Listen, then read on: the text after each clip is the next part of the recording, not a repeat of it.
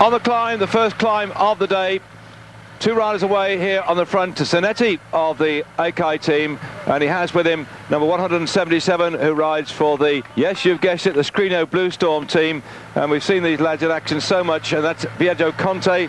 And those who have been following coverage of the Tour of Spain since the start will know that Conte was the man who burst from the pack on the first day on that stage around Valencia to take the victory and to take the Amarillo jersey. So Conte won stage 1, he collected all the jerseys, everything went on with except the King of the Mountains prize, because Galdiano had done that. And you can see now they're all coming out here with the Spanish flags in profusion to cheer these two on their way. Well, Conte all the way from Italy, and he has with him the rider from the Akai team who's riding with him here, Dennis Zanetti. So they're applauding 2 Italians at the moment in this, the Tour of Spain. And we have an Italian dominating the race at the moment, because Fabio Baldato took the Amarillo jersey yesterday when he galloped ahead. And you can see on your screen now the little route which just shows with those 2 mountains in the midst of it all that we're not going to get, I think, the bunch sprint that we've had for the past few days. It's been very, I'll say, boring in some respects, but tactically they've been racing for the bonuses all the way along the route. And now with 50 kilometres to go, these 2 riders, they had a lead of well over 2 minutes at one point, but the action is now coming from the following group.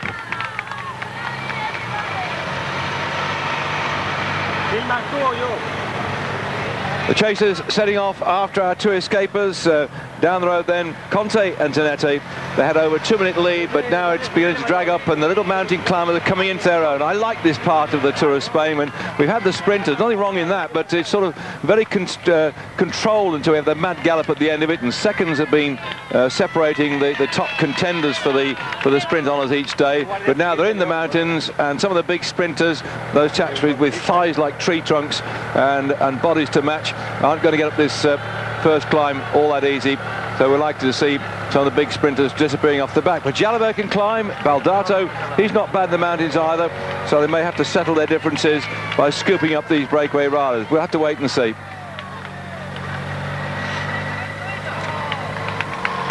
And there is the main group. Wedged in between them and the 2 breakaway leaders was Marcos Serrano of the Calme team. Whilst we're looking at that lovely shot of them up in the mountains, let me take you through what has happened so far today on the stage. We started out with a sprint after 38 kilometres of racing at Torremolinos, and that was one with bonuses. But by the time we got there, Zülle had already attacked, and in fact they were going like stink in that first hour, and Zülle went through the first of the sprints at Torremolinos on his own. Then he was being chased and then subsequently joined by Pier Domenico of the Cantina Tolo team, and so Germano Pier Domenico joined up with Zülle, and they went across first and second after 38 kilometres of racing. And Zanetti of the AKI team was in 3rd spot. Then, as they went away, still further off the front, Domenico, Pier Domenico and Zülle, they went through another sprint at 80 kilometres. Drifting off the back now, that's Pavanello, who's been distracted. I talked about the sprinters struggling, by the way. Pavanello is one of the riders who's been up there all the way through so far, contesting most of the sprints, and he's lying, just having a look on the general classification, not badly off either, Pavanello. He's in 5th spot, so the one rider just saw disappear backwards, Pavanello, 38 seconds in arrears behind Baldato, has just been shot off the back on this climb. So you can see that the damage is being done with the big men. So it looks like he's going to drop down the general classification if we go back to our 2 leaders. Of those 2 leaders then, when they went through the second sprint of the day, Pier Domenico took that one from Zülle. Pavanello, who we just saw now, got himself 1 second bonus because he was 3rd. He liked that bit because it's very flat into Bella Madena. And then by the time we got to Ogyen, after some 94 kilometres, Zanetti had gone away with Conte. That's the 2 you see on your screen now. And Zanetti took that sprint just ahead of Conte, get himself 3 seconds bonus, and Conte a couple of seconds. But they're more determined to punch a hole between them and the main group, which when they got to the sprint at 94 kilometres, Jalabert jumped across and got the 3rd spot and 1 second bonus. So in fact Jalabert now cut his deficit on Baldato by 1 second, so it's now down at 10 seconds. Jalabert lying second overall on general classification, 10 seconds behind Fabio Baltardo of the MG Technogym team. So we're on the mountains now, and the whole race will, I hope, stay apart. You never know, they may scoop these two up, and we might have a bunch sprint finish at the end of it all, because when they go over the climbs, there we are, over the mountain climbs, just over the top of that one, with Zanetti going over first,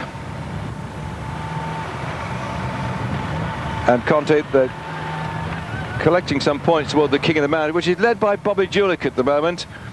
But now we've had a second category and a third category climb today, so the situation could begin to change a little bit. Zanetti seems to be doing most of the work here. Conte is hanging on to his wheel.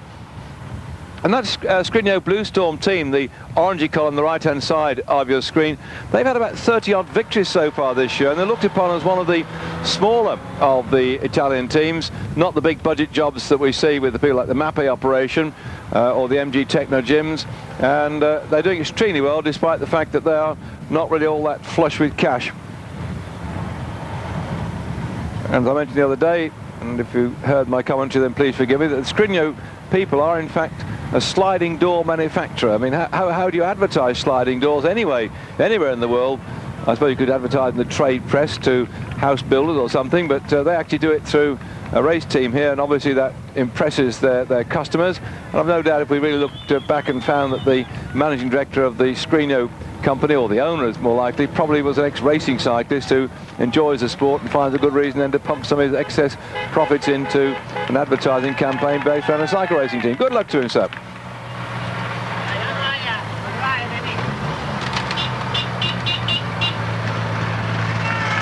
I can see the difficulty in the sprint yesterday we had when it was Konishev who took second place. You see this yellow jersey here? By the way, they've got Chandri on the screen. I don't know why on earth they've got 58 up there. That's certainly not Max Chandri in a yellow jersey. That's certainly an Akai jersey. It's number 15. It's Dennis Zanetta. He's been out there for an awful long time. And so I don't quite know why we got the caption wrong from our Spanish friends who are operating the machine down in their big scanner. Well, you just listen to me, and I hope I can get it right, but certainly yesterday trying to pick out that sprint to see where Jalabert had got to was a very, very difficult thing indeed, because there were so many yellow jerseys. When you look at that one that the Aka riders are going up the hill in here, and his teammate Konishev got second spot in the sprint yesterday, and I was looking for a yellow jersey. What happened to Jalabert? Well, he's tucked further back down the finishing order. If you didn't get it in your newspapers back in Great Britain, the finish of the stage yesterday when Baldato first, Konishev second, Minali third. Jalabert was in fact 26th spot. They all were given the same time, but Baldato got himself 12 seconds bonus ahead of Konishev with 8 seconds bonus, and Minali with 4 seconds bonus. So Jalabert got pushed off the top spot and lost his yellow jersey, which is now being worn by Baldato somewhere further back down the field at the moment. There we are, over the top of the mountain moment. Very narrow little roads these. Got a great contrast we've had to the very fast roads, and these two riders now punching a great hole between themselves and the chasing group.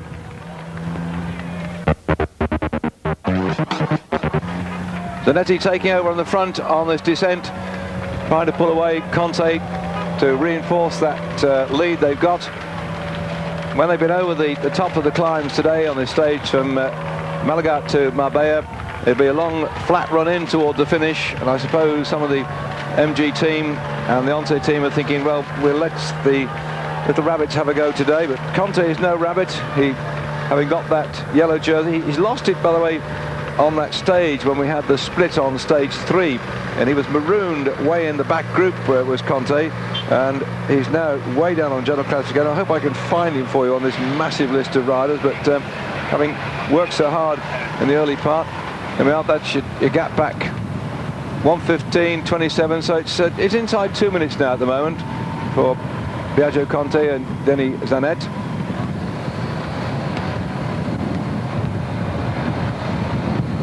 I don't think that 27 seconds to Huntermark is going to make a lot of difference. 1:42 back to the peloton for the two leaders. That certainly has come down. Oh, we got the blue storm lads at the front, and his teammates just got himself lashayed, as they say. I must find out what the Spanish word is for lashay. Alessandro Petacci of the Scrigno Blue Storm, and this long trailing, struggling gang of riders here.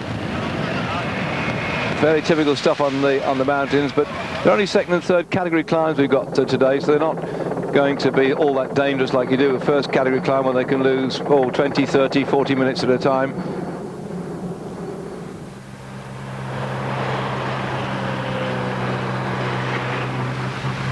Very fast start, by the way, today. 45 kilometres in the first hour, and Zülle was determined to try and split the thing up, but it didn't come to much avail anyway. But a very quick start indeed for the riders after yesterday's headwind.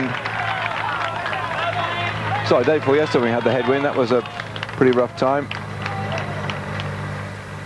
Hang on, get it right, Dave. It was yesterday we had the headwind, wasn't it? Yes, it was, because we were on air a lot longer than we thought.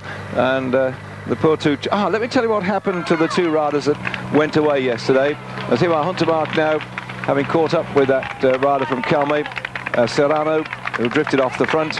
But they've only got about 20 seconds lead. On the stage yesterday, when we had the strong headwind, we had a breakaway of Cabello and Di Renzo. Well, Cabello got first swept up with the bunch with maybe about, 5 kilometres to go, I suppose. Di Renzo lasted maybe another kilometre. After one time, the lead was just under 20 minutes. And Cabello managed to hang on for grim death on the run-in towards the finish. And he finished just 30 seconds off the back.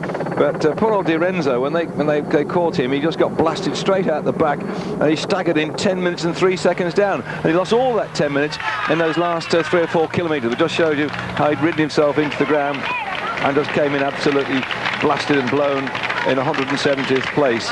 Two riders retired yesterday, Bart Volkamp and Jesko Skibby, both of the TVM team, both suffering with a dose of Spanish tummy. They've got the wobbles, the toilet two-step, so let's hope that they're the only ones of their team, because those who listened to our broadcast last year, the Tour of Spain, may remember when the two of the teams in a hotel ate some spaghetti bolognese that did terrible things to the digestive systems, and they were all spending their time leaping off their bikes and going behind the hedge. And let's hope that doesn't happen again this year for the riders. These men have been in the action since the early part of the year, way back in January. All highly stretched athletes, and you can't do eating food that upsets you. It looks like two of the TVM boys have gone down and have now backed out the race. So 170 miles this morning on the start line. Sorry about the flicks, by the way. We're trying to get the pictures up through the trees, and sometimes we lose a bit of it.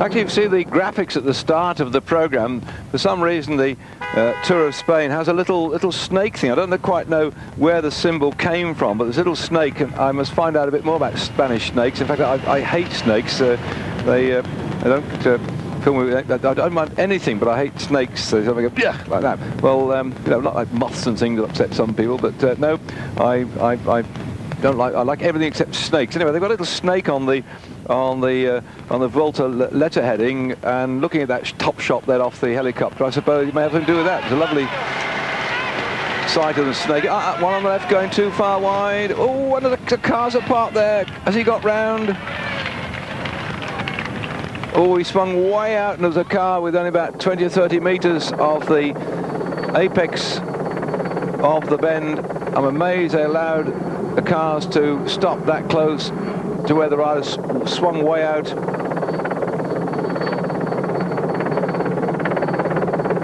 These houses are worth a few bob, aren't they? All got their own swimming pools.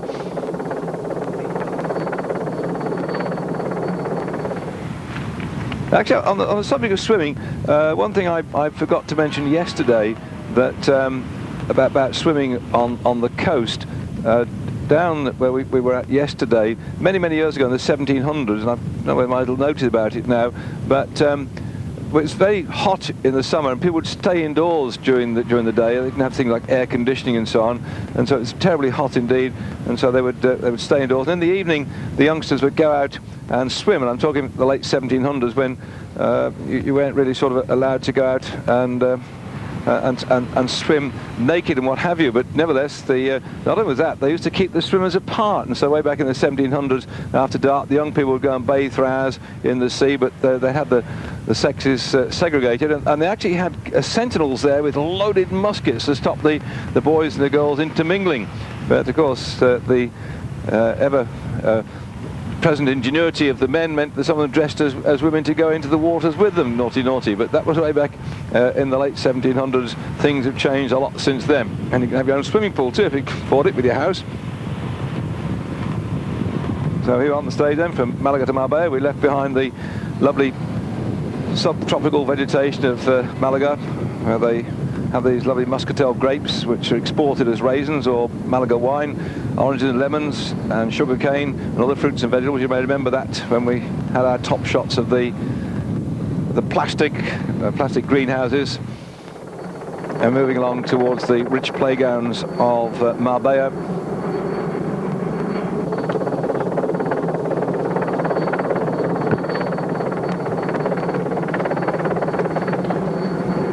.119, gaps coming down a bit.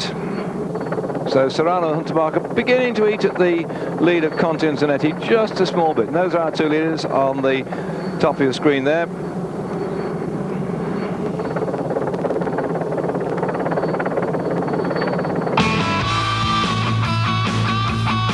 For the Ball d'Or Race 96, Eurosport offers you the chance to win a superb Suzuki GSXR 750. Runners-up will each receive a Ball d'Or 96 t-shirt. To play and win, call the Eurosport hotline now. Eurosport wishes you good luck.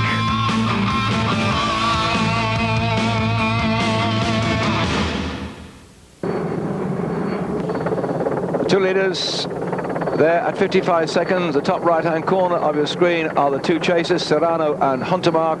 The group then at 1:19 on Conti and Zanetti. And they really are stringing. No chance today of what happened yesterday. There was a young girl. We didn't get the news on our headphones. We only found out about it later on. That as we watch our two leaders here off the top of the mountain, there's a young girl called Maria Del Mar, who joined in with the race yesterday at the early part. After the 13 kilometers of racing, she suddenly came out on a racing bike and got into the midst of this little lot, and despite the effort of the commissaires to get her out of the race, she rode along with the whole lot, including getting in the field when they went for the sprint bonification, the first one of the day, and she's actually stayed there for 15 kilometers before in the end she was finally persuaded to get out of the race, or she probably decided she'd had enough of it anyway. But that was, don't whatever you do, try and emulate that, because you might find your collar being felt by a policeman at some point. But anyway, this young girl from Santander decided to join the race yesterday with interesting results.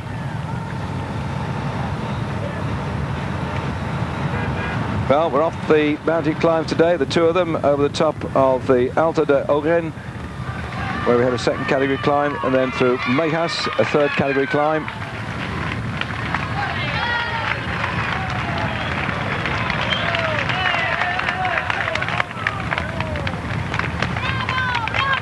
And those are our two leaders.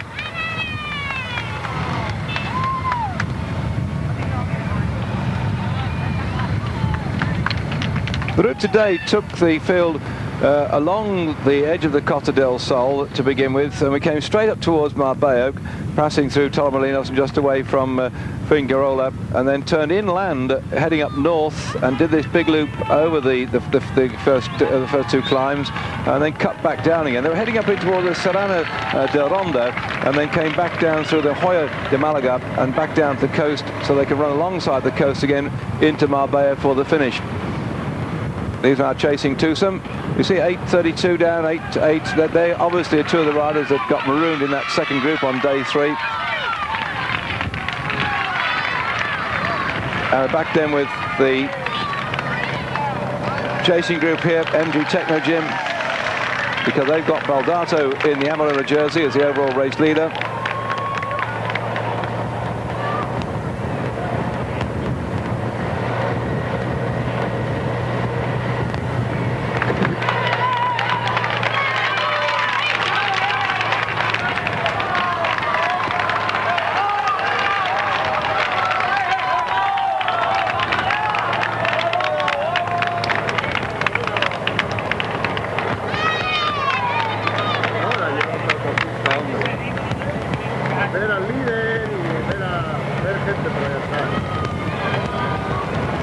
I don't to be too concerned about the breakaway groups down the road, and obviously with those riders being off the pace as regards the overall classification, perhaps they can be satisfied to keep the thing fairly well together at the moment.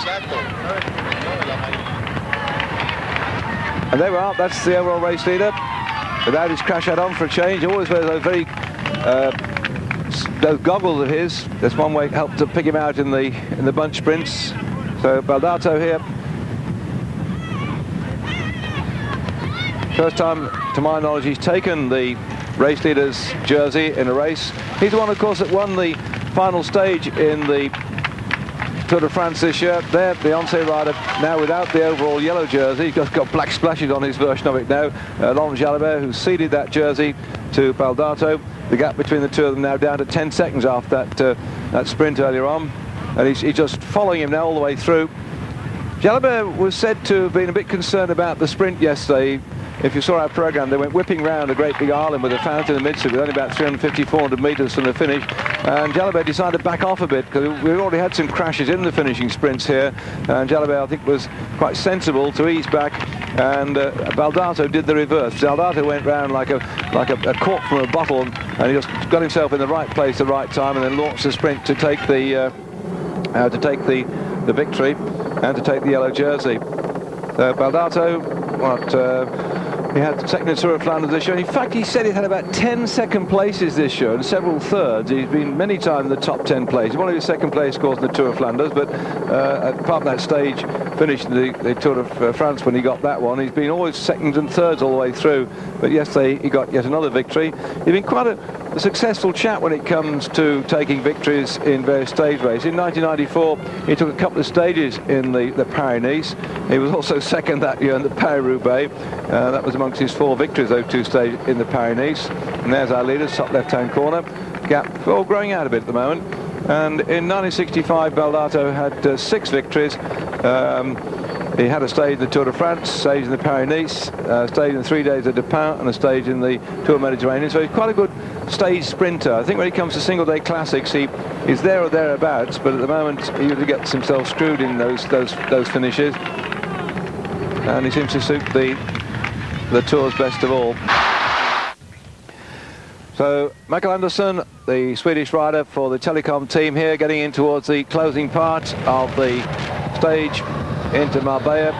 The rest of the field don't seem to be too determined at the moment. They better watch out there, because Andersson down the road there was the Scandinavian time trial champion in 1995, and so he's quite adept at storming off the front. With only 8 kilometres to go, he's about 20 seconds down the road in front of them. And they won't know a lot about him really, because he only just recently turned pro in 1995 as such, riding with the Telecom team. They've let him loose in this race now. And a big fella too, around about 6 foot. He's down the road there right now. In the past he's won the Tour of Sweden when it was an open race in 1992. He's also been the Swedish champion in 92, 93 and 94. And here he is now. Won the Rapport Tour with 7 kilometres to go now. He won the Rapport Tour in 95 last year and the Tour de Cap in South Africa in 95. So he's come into this season with the advantage of riding down in our winter and the southern hemisphere's summer, which quite a number of riders do that. And so he's certainly giving him a fair old bit of stick now. And the chances are, if he can keep this going, he might surprise a few people and earn a few bob towards his most favourite car he'd like to have if he had enough money. He wants a Ferrari BB512i. So no wonder he's determined here to get a few bob. He loves motor racing as such, and his favourite food is crepe. So let's see how he's going to enjoy his food tonight. He really is. Look at the expression on this fella's face.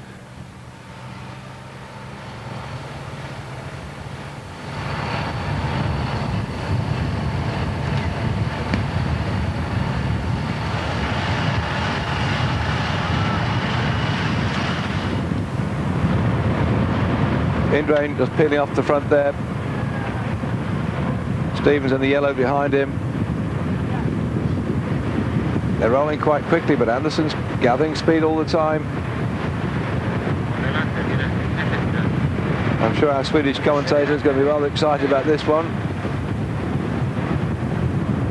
And I suppose we've got to go and look all the way back in the books to see if he gets a victory here, as to when it was last that a Swede won a stage in the Tour of Spain. And it would be, I suppose, back with the Pedersens many years ago and the brothers, but that might have been more in a sort of time trial stage or something. So we might see history being made yet again.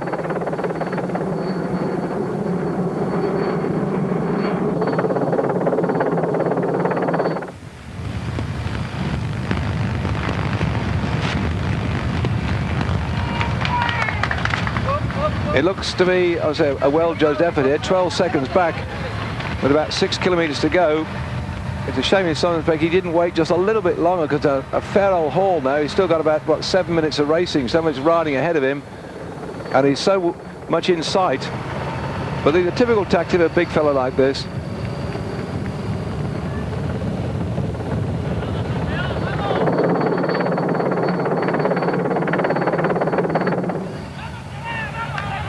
Again, the MG Techno Gym may be quite happy to let him stay out there for a bit longer. The whole ambition now is to stop Jalabert getting any points. Now you know where you are. You can't miss that, can you? And no, we didn't build the bridge over there. We built this one down here. This is the race bridge with 5 kilometres to go.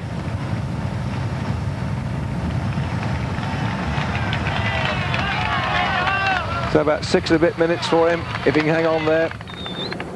He's going at a good rate of knots. It's going to be a difficult thing for the teams to steamroll him. And MG Techno Gym aren't certainly trying to pull him back at the moment, just trying to hold him there.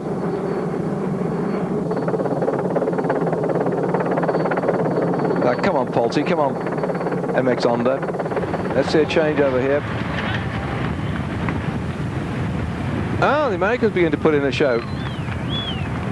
Well, they're not best known for sprinters. Seiko coming through. Now this is going to break up the chase, because no one single team is doing the work. And it's going to be much more difficult too when it breaks up like this for the MG Techno Gym team to keep their eye on Jalabert, keep their eye on Baldato. Much easier when you get one controlled team going. So this could be playing right into the hands of Anderson. Long lone break. We haven't seen one like this come off so far in the Tour this year.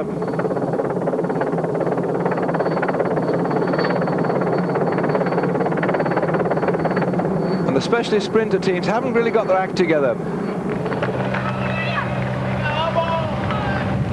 Now Baldato, you see him in the yellow there with the blue hat on. So there's so many yellow jerseys in this race that what we can do is watch out for the blue hat of Baldato.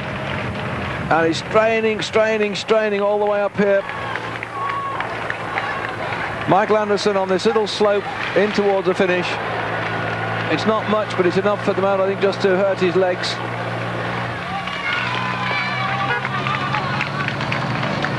Oh, he's blown a gasket and suddenly gone. Oh, it was just too much for him, that final little climb.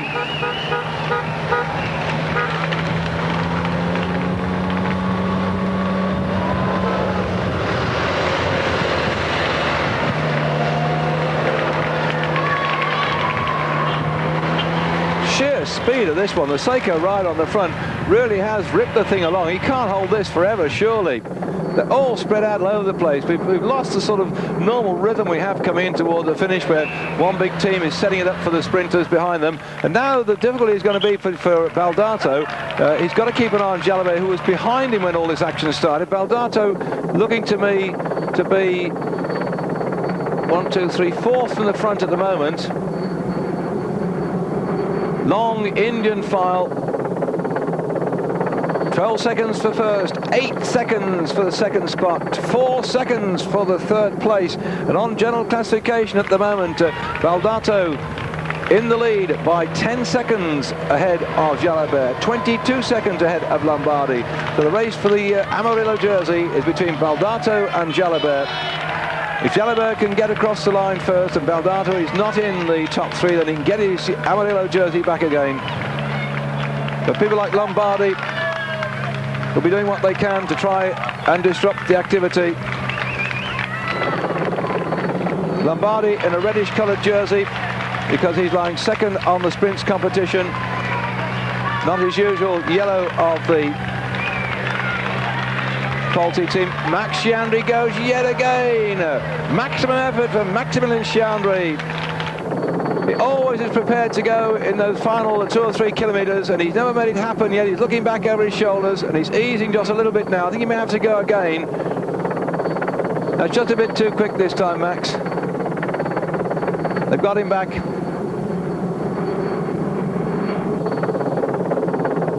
Doesn't seem to have quite the power that we've seen with some of the specialists from Holland and Belgium. But he's prepared to have a go, but he seems to go just a bit too far. I think if he waited it's inside those final 2 kilometres, he might have a bit more chance. But now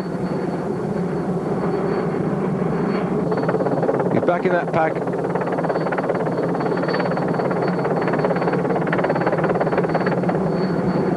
Another attack on the right-hand side.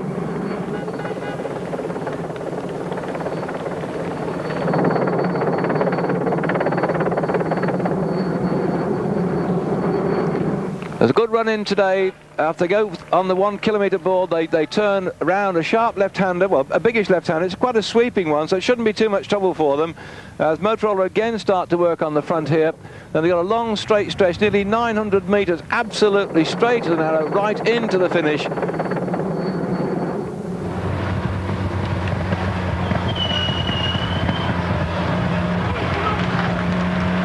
Again, Motorola trying hard on the front.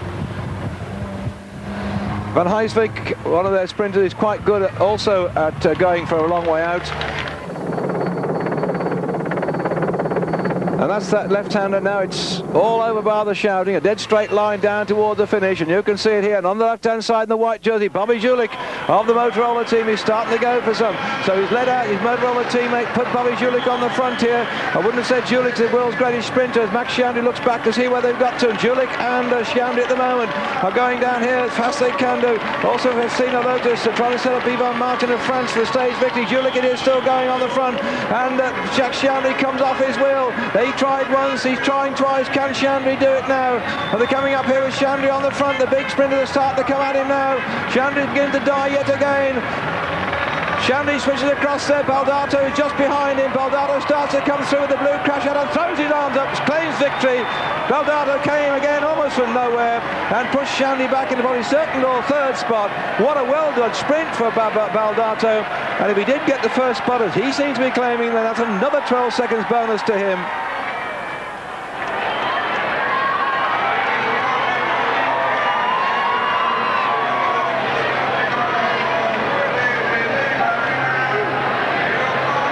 So Motorola set themselves up with Julich first going, but fading towards the end. Motorola challenge came to the left-hand side of your screen, the blue hat on the yellow background. The white hat on the yellow background is Jalabert. Baldato gets on the wheel, comes off the wheel. Jalabert is just behind Baldato. He gets squeezed, Jalabert does. Ooh, that was so close, but Jalabert was out of the points then. Certainly, I think Baldato got that one and taking 12 more seconds bonus in the process.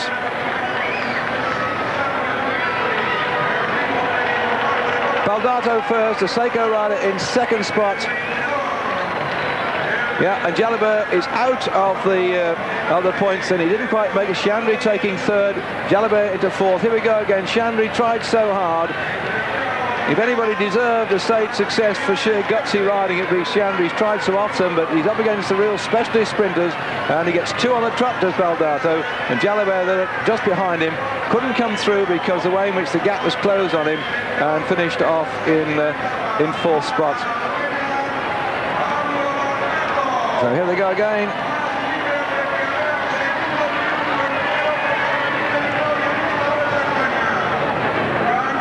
If only, I think, Chandri had waited a little bit before he set off on that sprint. He'd been trying so hard, but he went a bit early. A slight drag uphill again. Zülle could let him out nicely in the white jersey. And he switched across the road there. Baldato suddenly saw the gap, came through it. Jalabert couldn't do likewise. Konashev was just behind him.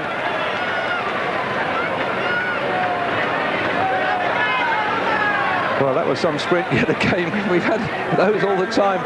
And this is a top view. You can see how Shandy looked like he got it. And the speed at which Baldato came up at him.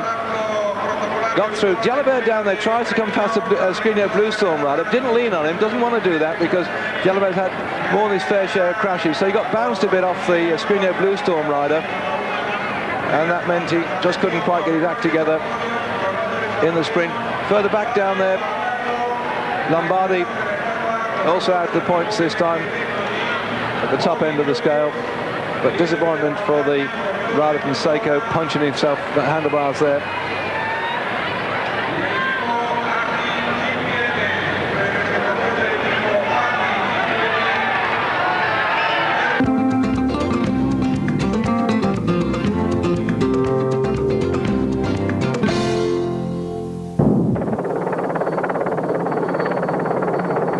Travelling now at approaching 40 miles an hour, 35, 37 miles an hour, all on what they call the rivet.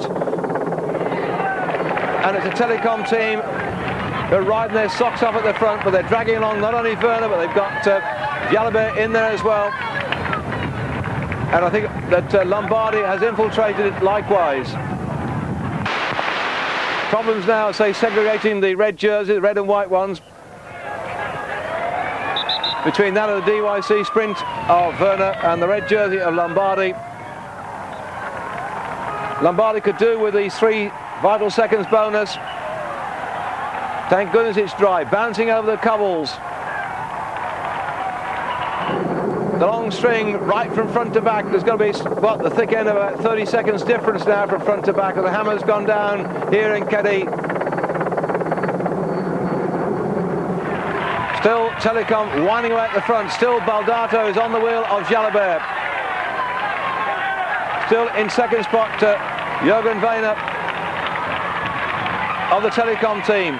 Jürgen Wehner Telecom, followed by Jalabert, followed by Lombardi. I'm discounting the 2 lads in the pink jersey at front for Telecom. We're doing all the work. They'll peel off to give their man every opportunity to come thundering through.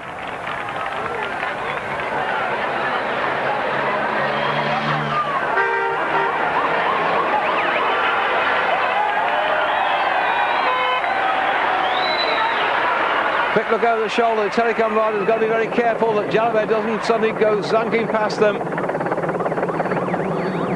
Oh, the noise, the hooters, the sound, the helicopter, and the bike. Look, the gaps are opening up. Oh, the gaps are opening up. The hammer's gone down. There's some tired legs in there. And the big men are starting to move. So, second in line, Werner. Third in line, Jalabert. Fourth in line is Baldato. 3, 2 and 1 bonus seconds at stake here. This race is hanging always in a balance of bonus points. The little pouvoir, as Alano calls them. The little gifts. And so Jalabert starts to go in the centre with the white hat and the yellow, and in the blue hat with the yellow jersey is Baldato. And on the line, I think Jalabert got that one from Baldato. Probably Werner was in third spot. Wait for official confirmation, but Jalabert looked good then.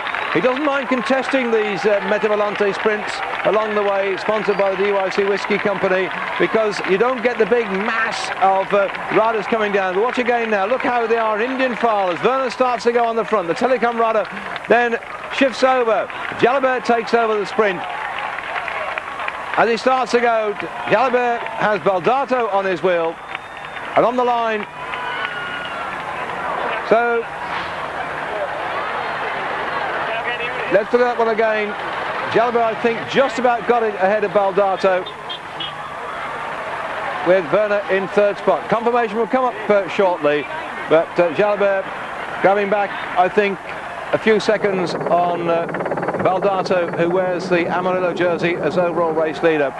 Those are the sort of sprints Jalabert is quite happy contesting. Neil Stevens was saying to me yesterday that he felt that he knew that Jalabert wasn't worried about the intermediate sprints, but when they get these big bunches coming along, the pushing and shoving means that Jalabert is not too happy on those occasions. Well, they're all back together again now, inside the final 40 kilometres to go. We've got a short break coming up. Stay with us on Eurosport.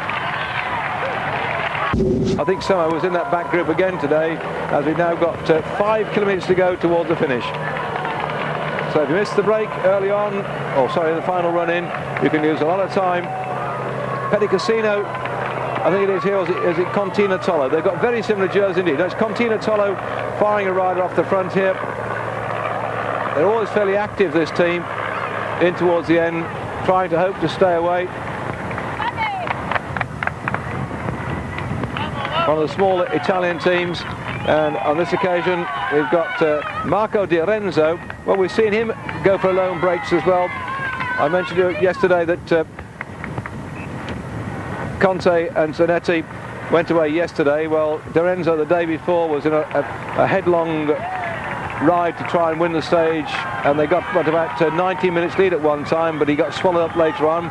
He won about 7 races last year now, but somehow I don't think he's quite going to stay away this time as we take a short break. Stay out there and get this stage victory today.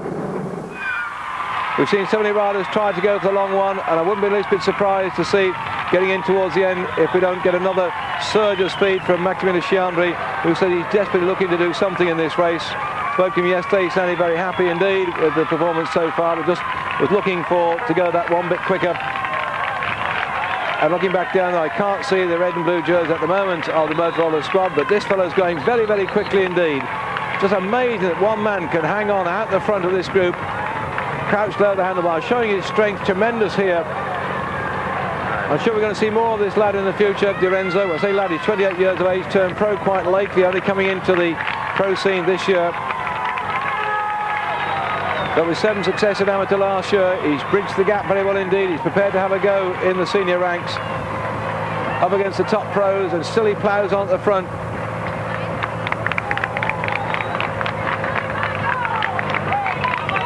So we're in Jerez now, going to the outskirts, twisting and turning. As they come in towards the finish today, there's going to be a sharp left-hander, and then it sweeps round on a very gentle right-hander. The final kilometre, not too difficult. So he's got 1 more K to go. He'll have a nice big right-hand swing. And the bunch now can see him well and truly in their sights. There's Polti on the front. You see the red jersey just behind, and that's Lombardi. Lombardi lying on the overall classification at the moment in second spot, looking here for a chance to improve his position. If he gets the 12 seconds bonus, he'll cut the gap, but he wants to keep away from, wants to overtake Jalabert. His third overall is Lombardi, 26 seconds down on Baldato. Jalabert is 22 seconds down on Baldato. There are bonuses of 12, 8 and 4 at the end of the race today. It looks as Di Renzo's moment of glory might well be over and done with, and they've now turned that sharp left-hander, and they'll be going round, and suddenly the Polti team have exploded on the front, and this may well be Uchakov going, looking back over his shoulders. They were all expecting just to lead out the man in the red jersey, but Uchakov loves to go for a long one too, and he might be trying to pull it off now. Hammering away here, clipping, yes it is Uchakov, typical tactic to the man that beat Armstrong in the Tour de France a couple of years ago in exactly the same way. They went away and Armstrong didn't have the strength to come round Uchakov, who's now still doing what he's done to get stated in the Tour de France and the Tour of Italy. He's got 1 kilometre to go, this big left-hander. Now he's turning round the left-hander and up along the finishing straight, and the bunch are coming out very quickly indeed. Can he hang on out there at the moment? He looks back then. You see the gap being closed down. Remember, our telephoto lens closes down this group a little bit, but he's been caught, and it looks like the Mbaka that might have got up there. No, it's one that the telecom team rider that's gone across to him, and the telecom man looked back. His job, in fact, was to look after the interests of Werner in the reddish coloured jersey, and he's pulled back now. He said, no, I've done my bit, as the light blue colours here for Gewiss, searching for another stage victory for Minali. In the centre there with the yellow crash hat, that is Lombardi in the red jersey, trying to get a stage victory, and he's on the wheel of Minali. And in the centre then they start to wind it up as the MJ Techno Gym team, Ware has got the yellow jersey with the blue crash hat on, looking for Baldato. I can't see him at the moment. Yes, he's coming up on the right hand side, but it looks like Minali's going to get it. Minali's going to get it. Minali gets it just ahead of Lombardi, and I think Jalabert might have been third or fourth, but Minali got that one from Lombardi. Could have been Jalabert in third or fourth spot. Baldato wasn't too concerned at all. He could see the way the sprint was going, and those people going up there. Well, Lombardi certainly tried to get the stage victory, but he may have only got himself 8 or 4 seconds bonus. We'll have to see the slow motion action replay to see what exactly happened. Minali in the pale blue in the centre for Gewiss. He's got Lombardi on his wheel behind him. That's a fellow in the red with the yellow crash hat on him. And in the yellow with the blue crash hat, Baldato can't make it the ground. Blijlevens is still there. In fact, Blijlevens is probably in third spot. He just ducked out, certainly, as goes to Minali, then to Lombardi. Let's look again to make sure. It's very difficult from the front to get that one. Minali gets it, yes. Lombardi gets second. Let's wait to see if Jalabert managed to pinch any seconds back here. Our telephoto lens closes up the finish, and now we've got a chance to see that it looks like Blijlevens takes third spot, and in fourth was Baldato, fifth was Jalabert. So another super sprint then by Nicola Minali of the Gewiss Playbus team. He had virtually no team support towards the end, and congratulations for his team rider there, because that means a great success for Minali. As we look again, Minali, who got to stage 2 in the Vuelta this year, coming through here to take it just ahead of Lombardi, who in fact will have got 8 seconds bonus, and he started 4 seconds behind Jalabert this morning. So in fact Lombardi will have gone into second spot according to my calculation now on general classification. Here's an attack on the far right hand side by one of the Contino Toro riders. And there they are alongside the murky river, just inside 2 kilometres to go. Not long before we get to the Punta Romano. We may see it on our screen before we twist and turn in towards the finish.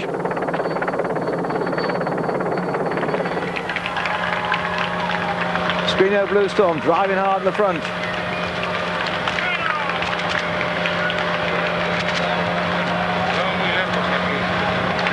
Now it's anybody's turn. A wodge of yellow jerseys on the far side. The AKI team begin to drive this one as well. Trying to set it up for Pavanello. And there the mosque, and in the centre the cathedral. We'll get a shot of that, I'm sure, at the end of the race. Very interesting building itself. And there's the Roman Bridge, just your top right hand corner of the screen. It's disappeared now as soon as we talk about it. And still the yellow jersey on the front, driving hard for this one. 1 kilometre to go. In 500 metres, they'll swing round sharp right. Still Polti on the front, driving hard with the red jersey of Lombardi. Third down from the front. The pale blue jersey Minali is in there too.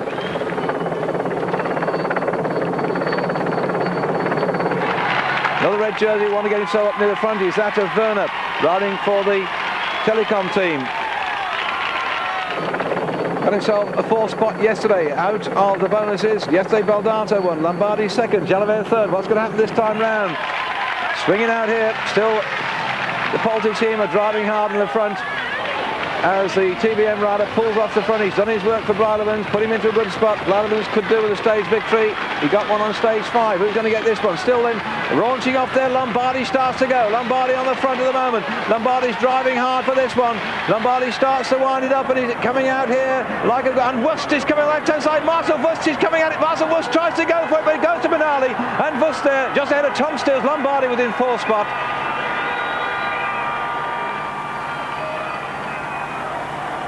Well, Lombardi thought he got it. He started to dive. We'll look at the action replay, and I think that Wust also thought his moment had come.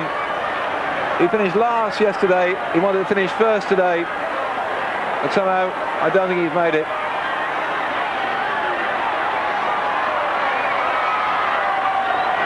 Doesn't look trouble at all, does he? Amazing performance. I watched the sprint yet again. Lombardi in the centre, drives hard. Vladimans is on his wheel with the bluish and yellowish jersey. Then Minali takes over, nearly takes Lombardi with him, but Vust comes through, sticking his elbow out to try and get over the top of the elbow of Minali. It didn't happen though, so Minali gets it ahead of Vust. I think Steele's got third and Lombardi fourth. Let's look again here. No trouble at all for Minali. Lombardi certainly second. Tom Steele's into third spot. So at first Lombardi was in fourth spot, so no time bonuses for him at all.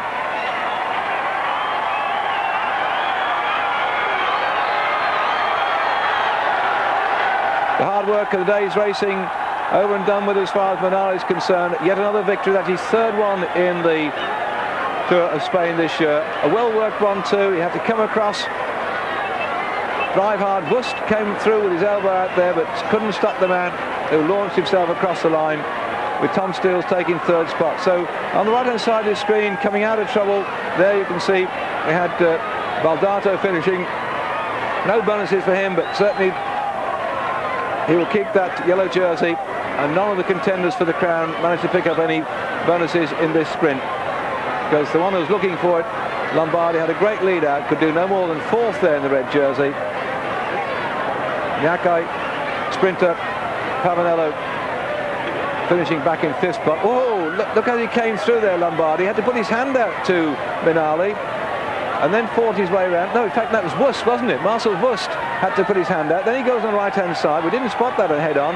Vust starts to go for it, but it was just too late. Sticks his elbow out here, trying to stop anybody coming through, but Minali's gone quicker than he had. I hope we show that one again, that top shot, because I didn't realise that Vust had to find his way through. He was going a lot quicker than most people, but just didn't get it quite right.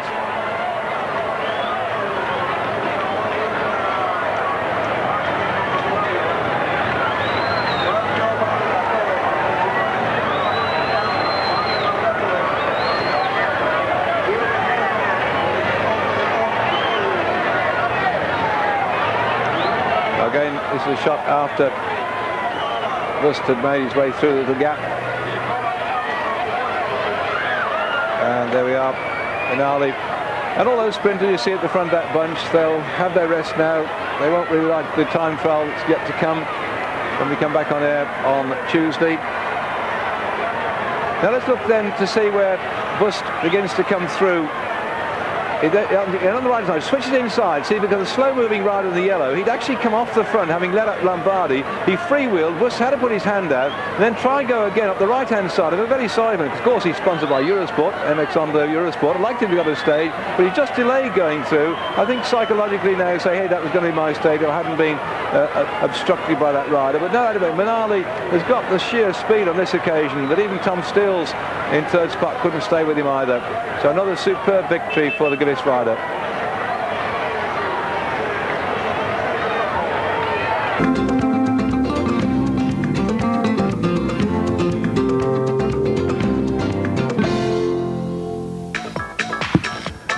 Welcome to Avia, the finish of the stage today. Avia, 46.5 kilometres from El Tiemblo, where the riders will be setting off today on this individual time trial, the Race of Truth. A lovely view of this very old city.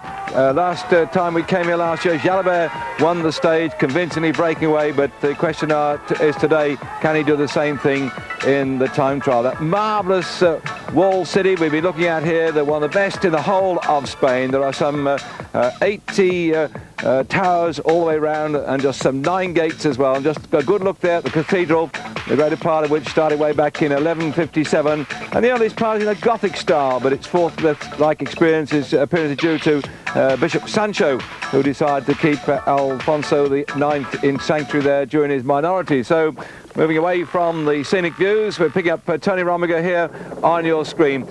Tony in a most unusual position really, because you'd expect a man like him to be riding in the top 20 place, I suppose, at this stage during a tour, but right now he's way off the pace. He's 64th overall, starting out this morning, 8 minutes and 59 seconds down on general classification on the overall leader, Fabio Baldato, who sets off last of all at 2 minutes to 4 o'clock, so that's Central European time, by the way. They go in reverse order of general classification.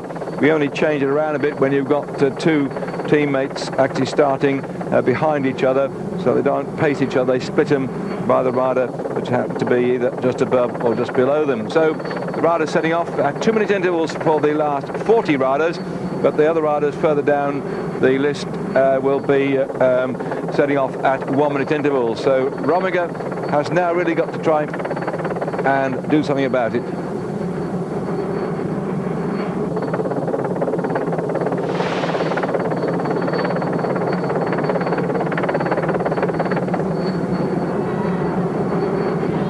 Going back then to Santiago Blanco. Uno, fuera.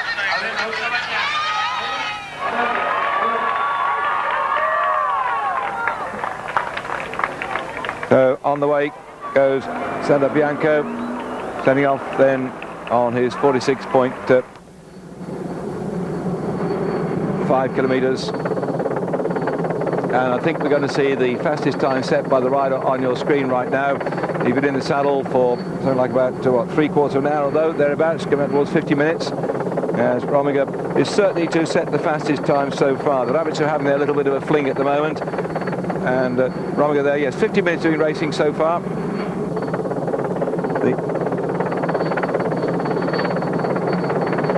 So Rominger, certainly the hour record holder, will want to show that he's lost none of his speed against the watch. The ex-hour record holder, of course, since Chris Boardman soundly trounced him at Manchester just about 10 days ago.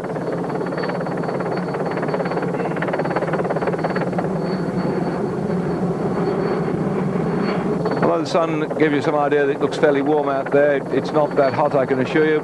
Not bad conditions for time trialing, except they've got this thumping great climb. I don't know if we're going to get on screen the actual shape of the ride today, because they start 690 metres above sea level, and it's steadily all the way up for 27 kilometres up to the top. And the top of the Puerta de la Paramera is 1,400 metres above sea level, so the constant climb right the way up for the first 27 kilometres, of which the last 17 are the worst.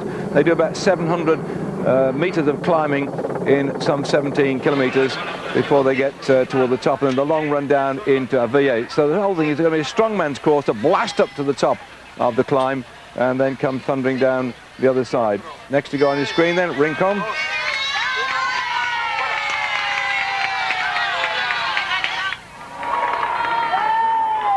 This man, very strong member of the Once team, has finally decided to pack up his racing in Europe and is going back over to Colombia, where he comes from, at the end of the season, and we're not like to see him again unless he decides to come back over to Europe with his team. It's going to be one of the Colombian teams that don't normally come across to ride in Europe, unless of course they get some strength after they come in the top 20 and get invited to Tour de France, but I think that's highly unlikely. So it's going to be the last time we'd like to see Oliver Rincon on the screen.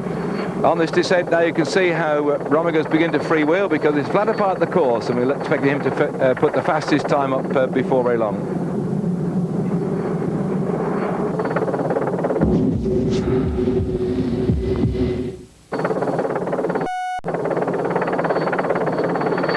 And so here we have Rominger on the stage 10 of the Vuelta, rocketing in towards the finish. See his legs flying round now. He's inside 7 kilometres to go on his 46.5 kilometre ride, and he's just got a slight bit of a drag into Avilla. He's come all the way off the top of that second category climb, which is 1,400 metres above sea level. When they get into Avilla, it'll be 1,120 metres above sea level.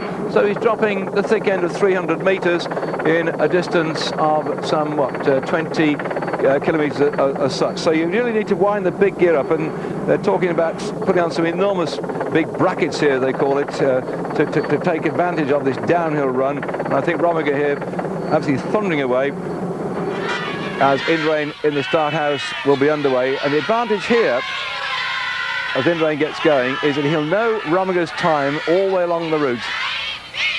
Hear the crowd in the background. They're so pleased that this man is riding in the Tour of Spain this year. And he's starting in 22nd place, 1 minute and 35 seconds down. Underway, the world champion, the Olympic champion time trialist. An enormous roar goes right the way through the small town here of El Tiemblo. Indurain sets off on his 46.5 kilometres. Tremendous to have him riding here after years. He hasn't ridden since, what, 1991, and now out on his way. He set quite a record in 1985 when he first started in the Vuelta España. He rode then, and he took a second place in the prologue on that particular occasion, and he went on during the race to take the leader's jersey for 4 stages before he retired from the race. He was the youngest rider ever to take over the Amarillo jersey in the Tour of Spain. But since 1991, he's chosen not to ride his home race and concentrate upon, first of all, winning the Tour of Italy and then going on to win the Tour de France. And so now we're going to see this great grand champion. And there's rumours that he might not be riding next year. So watch this one as Romigo's setting the fastest time so far. 58 minutes and 35 seconds at 37 kilometres. Anderson in second spot now, 1:36 down.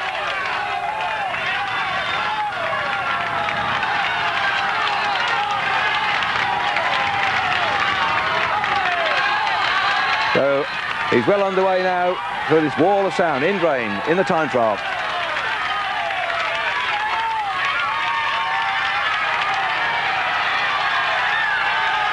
Coming out of the town of El Tiemblo, Indurain has been along this part of the course. They've been out there looking at it. The riders actually came up yesterday all the way from the finish that we had in Cordoba, and they came up by the Spanish equivalent of the high-speed train, and there's some 500 kilometres they had to travel in the train and didn't get up to their hotel until midday. Neil Stevens next to go, the Once rider, 1:33 down in 21st spot. There he goes. Start the season in fine form, Neil. He was the overall winner in the Ruta del Sol, and that was a nice, I think, opportunity for him to show that he's still in a chance of winning races, and he's been working so hard for the Once squad now. He's up in 21st spot, but this man wearing 21 on his back, he's 22nd overall, Miguel Indurain of the Banesto team.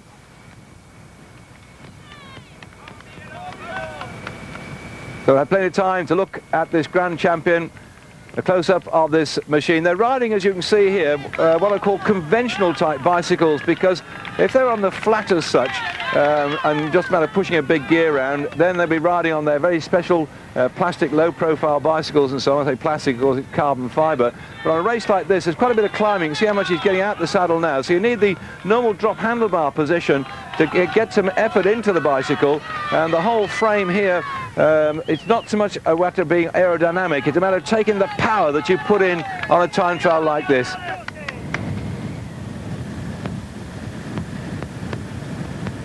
Soon tucked down into the triathlon bars. But one thing about Miguel Indurain, we may get a picture again of Tony Romigo before he comes into the finish. He's getting very close to it now. That Indurain sits in a much more upright position. He's not the most aerodynamic of riders. When it comes to time trial, he just uses sheer raw power. And he hasn't got the same flat back position, and that was the problem they found when he went for the hour record, that he just sat up too far and he couldn't get his back flat and lie almost parallel to the ground, as a position much been favoured by riders in those days using the triathlon position. Of course, it's all changed somewhat now with the Aubrey Superman position with the arms outstretched, but even then I think somebody like Indurain might find it a bit difficult to adapt himself to that unusual position. He's not said at all that he's ever interested in going back again for the hour record. He got it once, I think that he thought was enough for him, and he's now let the specialists have a go at it. Specialists on the track, I say, not specialist time trialists, but this man is the world's greatest time trialist, no doubt about that. The platform for so many of his successes has been in his time trial performances in stage races. He's so clever to watch the other riders in the mountains. He stays with them. He can climb with the best. He doesn't outstrip them on the mountain. He doesn't go and drop everybody out of sight. He doesn't attack on the mountain. He just grinds away and keeps an eye on his main opponents. Of course, until this year, when Bjarne Riis, who had actually watched videos of Indurain in the previous Tour de France, Bjarne Riis decided if you attacked Indurain in the mountains and you kept accelerating, slowing, you could break his rhythm, and that is exactly what happened.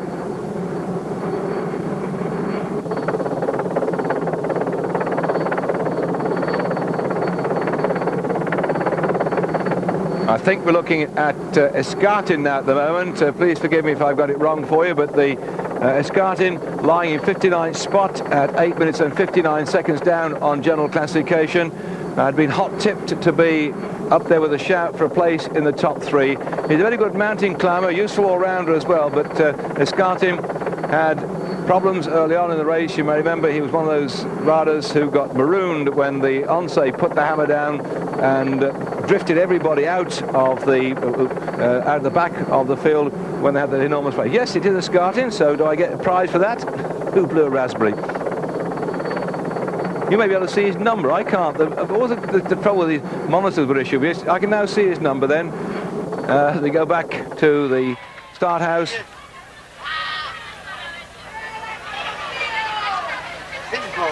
5, 4, 3, 2, 1, fuera. So, Zalabatia underway now for the Once squad. The 26-year-old has had quite a lot of success in the Vuelta over the years, and now I think he'll be trying to improve on his position overall as a 20th on general classification. And moving back then with Miguel Indurain.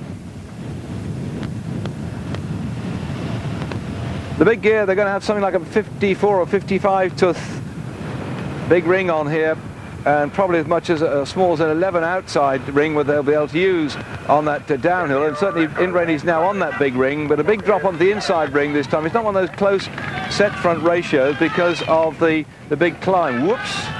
You see the problems then with these triathlon handlebars as we go over the top of the dam here, that you don't always have the same amount of control on the bicycle. I had to drop down very quickly and just a little soft touch of the brakes. They've been out, as I say, yesterday, having travelled up to some 500 kilometres on the train. Most of them had a chance to look at the early part of the course and went out training on it.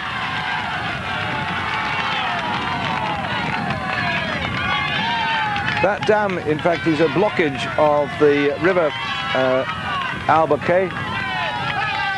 It's been dammed and the road has gone straight across the top of the dam.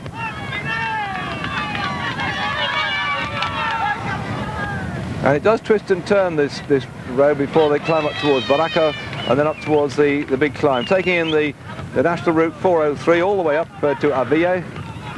And I tell you earlier on about the position that he rides in rain, a much more upright position. He gets plenty of oxygen, those enormous lungs of his. I mean, he's got phenomenal lungs in rain. I thought the biggest capacity of any of the riders. As we go back up to the start house, and we're moving up to the MX Honda rider, setting off at the moment. And there he goes. So Daniel Clavero, who's lying in 18th position at the moment.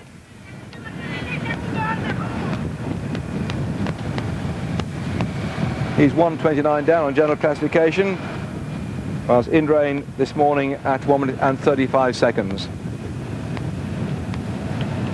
As ever in the time trials in a race like this, in a big tour, the overall leader goes last of all. Fabio Baldato will be the last to go. And really, of the riders that are yet to go, the other time trials of some quality are only about 3 of them on the field.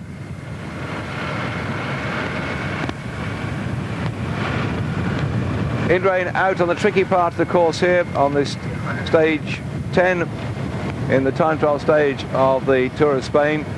Certainly when it twists and turns a bit like it doesn't give you all the chance to get really stuck in. Remember that stage that Indurain set the record average speed in Luxembourg in the Tour de France a few years ago. He absolutely rocketed along there. That was just something out of all proportion, because it long straight motorway stretches, and he just put his big gear in, and he ground and he ground and he ground and he ground and he went away, and just nobody could get near him. He got 4 minutes up at the end of it all. Well, a tricky little one like this, it has more chance, I think, of something like Tony Romigo to have a go. Or, said he, watch out for Alex Zülle, who lies 8th overall on general classification, and he could well perhaps be the one that you've got to watch out for, because Zülle, that in the Tour de France this year, in the prologue start of the race, who pipped everybody to the post and took over the race jersey, and Zülle's got a lot of experience as a time trialist, and I think he might be somebody that could be up there in the top 3. So if you're looking to nip down the bookies, the ones that are probably in contention at the end of today for the stage victory will be between Indurain, Rominger, Zülle. Those I would think are the top 3, and Rominger coming in here, you can always see the time on your clock there, 1:10:20:20. In fact, I'm sorry we didn't pick him up at all. They've just shown you that one, and so he has now taken the lead overall, and that is the benchmark for everyone to aim at. Anderson, the telecom rider, had been leading previously in 1:13:31, but somehow we just didn't get him on that particular point. Rominger, who recorded 1:20:20.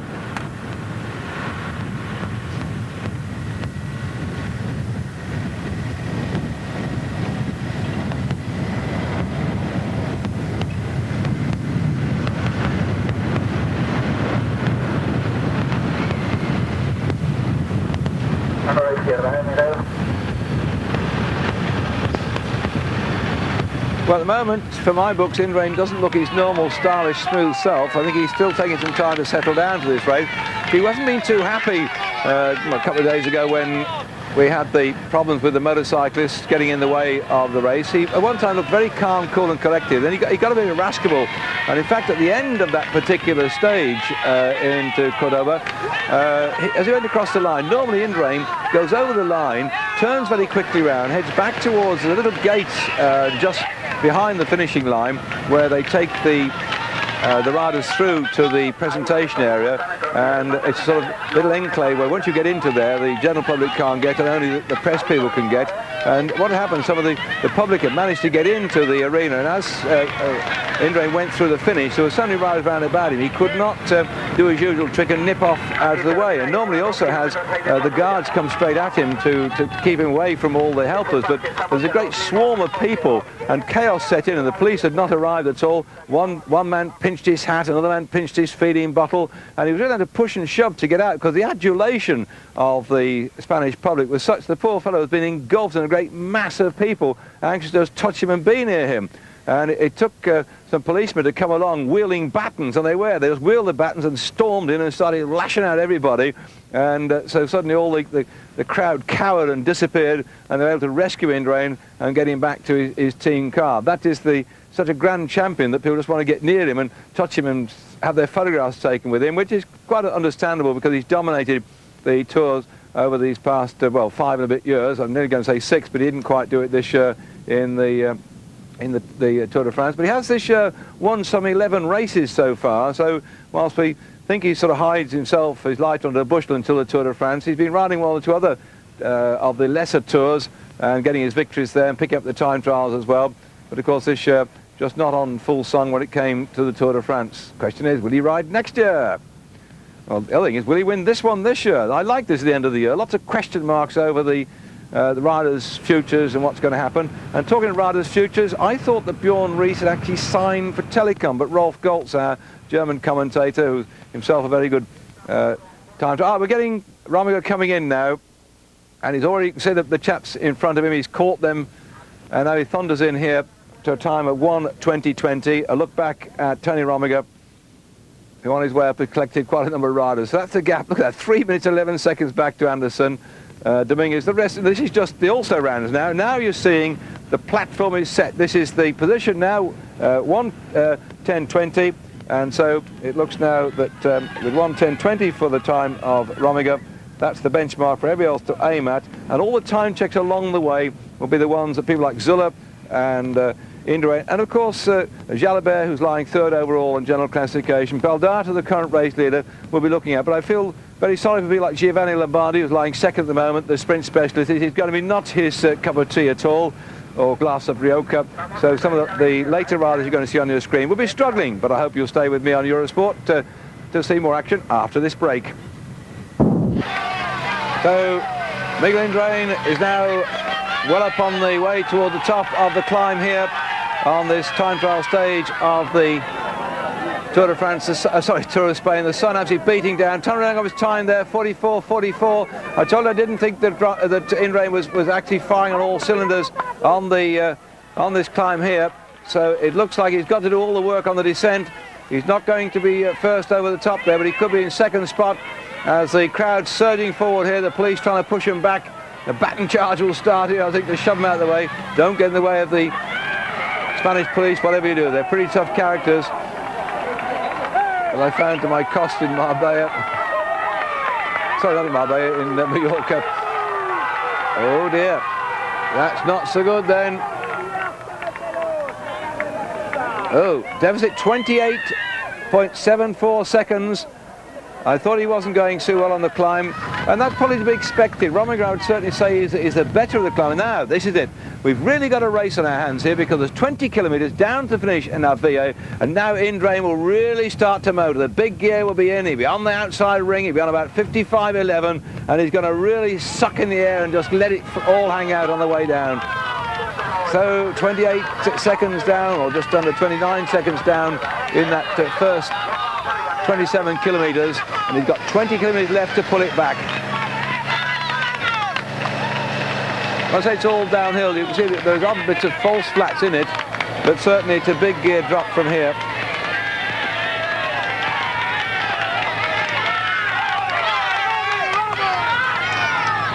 And whilst we're watching him pounding away on his big gear, I'm not quite sure that it's just gone 3 o'clock back in the UK as to whether Phil Liggett's got to his next port of call. But I've been picking off his ride as he's been riding on this Land's End John O'Groats record attempt.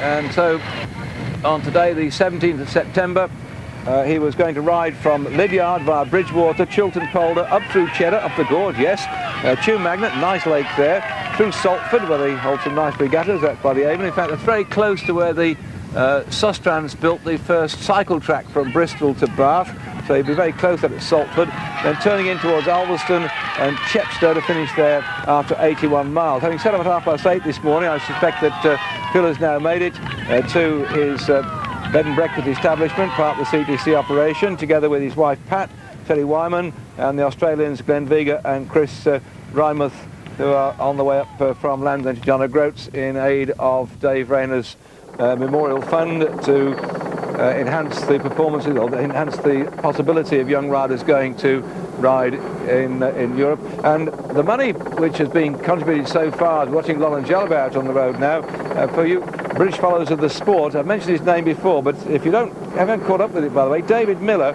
who was riding in the two days of Machacoul in France, he actually was second overall behind Christian Blanchard this last weekend, at only 21 seconds separating himself from the overall victor, with another rider for Bernard Sports in third spot at 42 seconds. So another second place for Dave Miller, who was supported by the Dave Rayner Fund to go out and race in France, and that I think the people who helped contribute to the fund in memory of Dave Rayner will certainly be pleased the way that David Miller is going. If you want to put some cash into the kitty for Phil in the Dave Rayner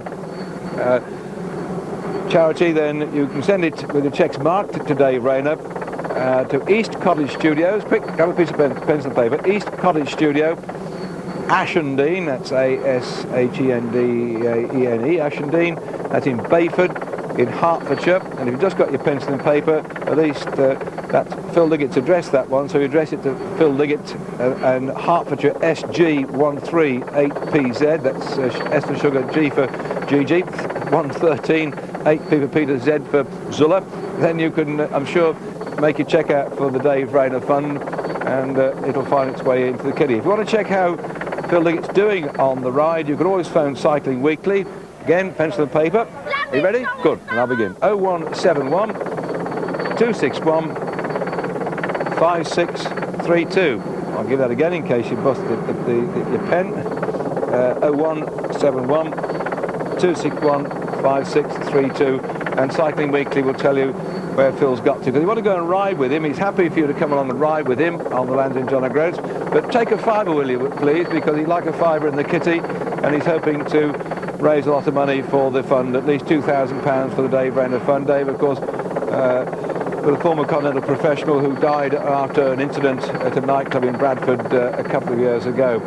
So that's his ride today, to finish in Chepstow. Tomorrow, Phil's going to start at 8:30 from Chepstow, going via the A466 through Tintern, Parva, on the B4228, through Colford. Colford, that was a place, I think, where they used to make the Ribena, when it was belonged to the company before the present people took it over. I used to drink lots of Ribena many years ago when I was racing, and I'm sure Carters of Colford, that was the company, Carters of Colford, who were the first to invent Ribena before it was taken over, I think, by the Beecham Lucasade group. But he's going through Colford, Ross on Wye, Withington, Leominster, that's spelled Leominster, but it's called Leominster, and up to Ludlow, and then to Much Wenlock, covering 91.5 miles tomorrow. Ludlow, lovely part, a nice fountain hotel, a nice black and white building, and then into Much Wenlock, and it'll be on the flatter part heading up then out through Shropshire. So Much Wenlock tomorrow, he'll be ending up there, and if any of the cyclists in that neck of the woods want to join in with Phil, then that's the route he's taking tomorrow. I'll just keep you updated with this from time to time, because I hope that lots of funds can be got. And of course, Phil Liggett, to those who say, who's this chap anyway? He's not only the Channel 4 television commentator and writes for the Daily Telegraph, but also an ex-first category rider, and he's going to be in December the president of the Cyclist Touring Club. So good luck to you, Phil. So back with the race, Zülle here. Should be setting some fast times, waiting for the first time check to come in for him.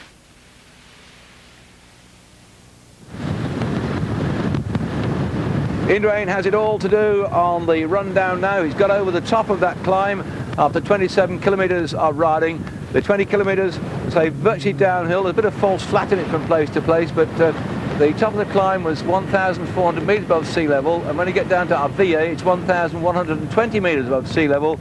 So in fact, he's got a drop of just nearly 300 metres in the way down into Avia. You see, look over the top of this climb now. This is the last, I suppose, the little false flats or slight drags. And he'll be very pleased with this one to think that it's all over bar the shout. He's still got to ride his bike along here at the thick end of around about 28 miles an hour, sometimes touching over 30.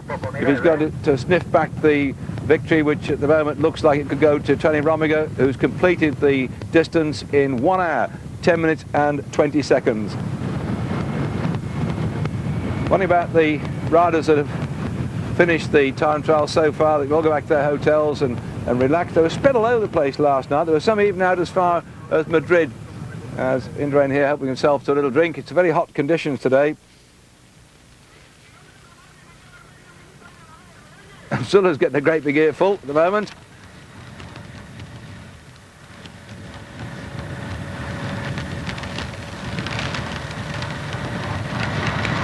It looks to me as if he's starting to pull back on his 2-minute man as well. It's a jolly useful ride for Zülle.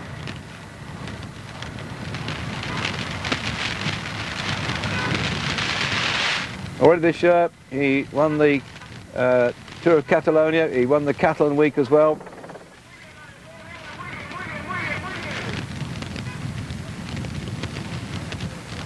Had a disappointing Tour de France in the end, having taken the yellow jersey at the start of it all. Got a very low slung triathlon type position here, tipping himself well forward on that unique look bicycle, not riding the one that was banned in the Tour de France this year. And Indurain, you can see much more upright position. I was saying earlier on that there's a vast difference between Indurain's position and that of Zülle. I haven't had time to count all the time trials that he's won, Indurain, but I think it was something approaching, I don't know, over 40 or something. Might have been near to 60. He's been so dominant when he comes to time trialling, and of course he continued that dominance into the World Championship and the Olympic Games. I'd be interested to see if he's going to get toppled today, and that might disillusion a bit for the overall success in the Vuelta. He's been looking good until today at Indurain. And there, 1:10.20 for Rominger. Alonso a bit off the pace, not going to make the top 70, or is he? Just 68.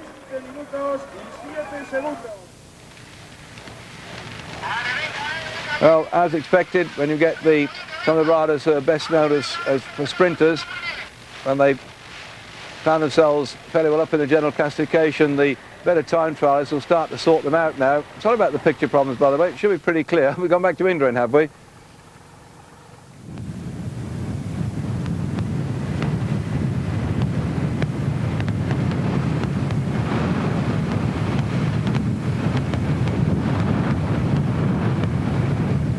Apart from being the time trial champion last year, and there we are, that's Oh, Mauri, in fact, in 4th spot. That's slower than I thought there. So Neil Stevens is doing a real stormer, Neil, at 3rd at 35 seconds. That really is a good ride for him.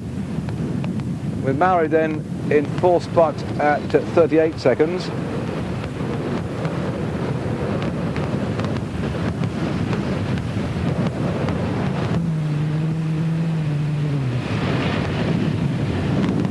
Well, we go back up to Zülle again, and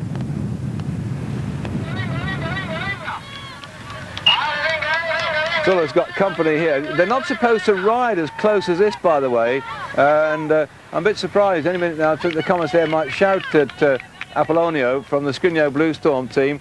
Apollonio, at the moment on the general classification, is 59 seconds down on Fabio Baldato. And Zülle has caught him for 2 minutes, and he should in fact drop off the pace a bit at the moment. And Apollonio still staying. That's terribly illegal to sit in like that, by the way. And he's just turned to pro ranks. He should know the rules. I mean, he had 8 victories last year as an amateur. The 26-year-old now, he's slipped a bit off the pace. I thought he certainly knows about these things, but Apollonio has been contesting the sprint finishes, always been there or thereabouts, and so now suddenly the situation is going to change because, I say, Zülle's caught him for 2 minutes already.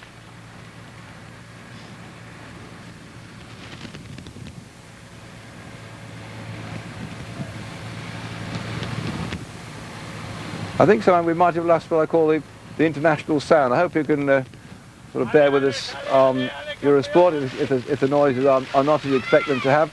Íñigo Cuesta, well, should just about make the... no, won't make the top 10 at the moment, I don't think. No. Or will he be 10?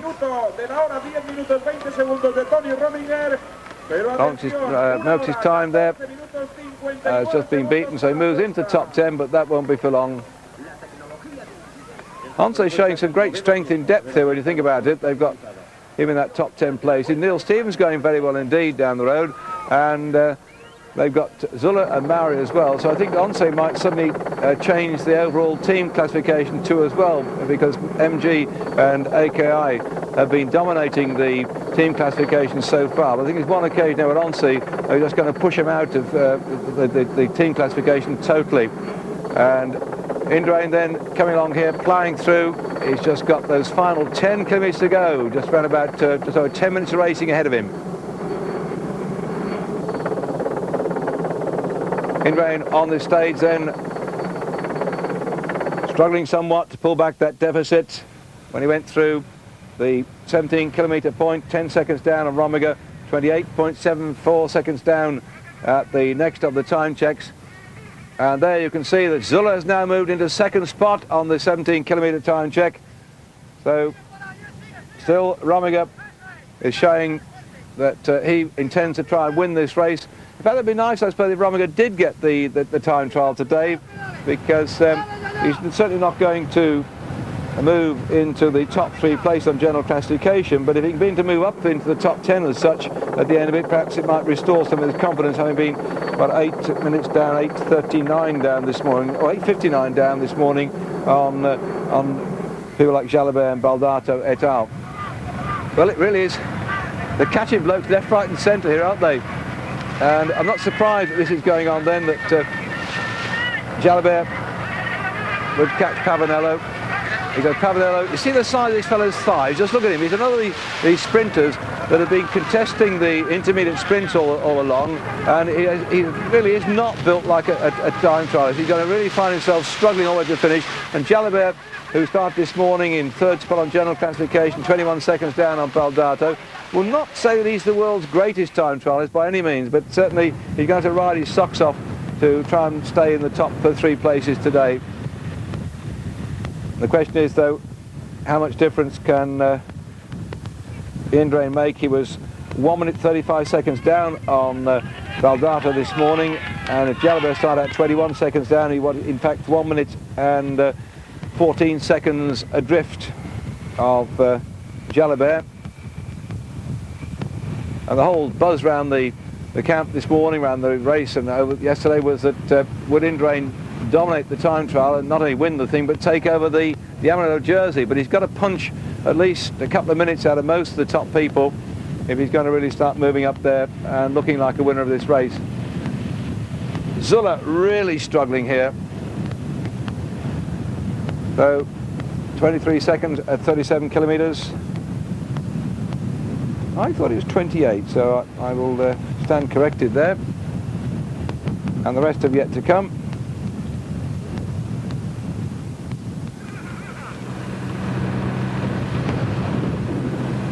What's he signalling for? Oh, so 37 kilometres. Rominger.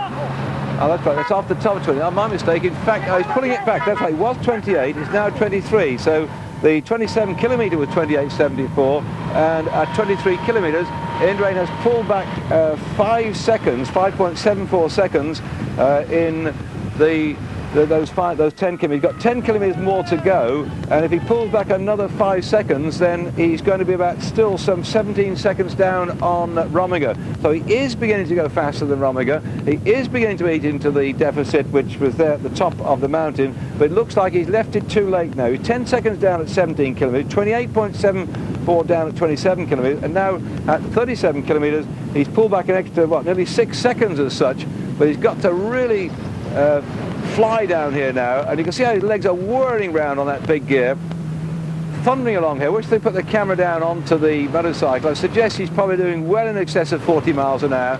Very determined look on his face. He has to distance himself from people like Zülle and Jalabert and Mauri if he's going to do anything in the overall classification today. And already we know that Zülle has gone that bit quicker than Indurain at the first of the time checks after 17 kilometres. He's got some 4 seconds faster. So again, it's going to be one of those close time trials like we had with the Olympic Games this year when Chris Boorman and Chris Boorman, Alano and Indurain were fighting it out for the Olympic gold medal. And one thing about Indurain, he has got the enormous strength. He's got 8 kilometres to go now. And the sort of speed he's going along here, that's just over a minute per kilometre, so around about just under 9 minutes from now, we'll be able to know what he's doing, how he's going to fare against Rominger, who will be waiting with bated breath to see if he can win this stage today. In the Tour of Spain last year, in the time trials we had there, over 41 kilometres, Salamanca to Salamanca. Alano won that one. Jalabert second spot at 23 seconds. Zülle was third at 43 seconds. So it shows that Jalabert can roll quite well. By the time we went to the second of the time trials in the Tour of Spain last year from Alcalá de Henares, it was a big circuit as such, 41.6 kilometres. Alano won that one again. Jalabert second at 2 minutes and 6 seconds.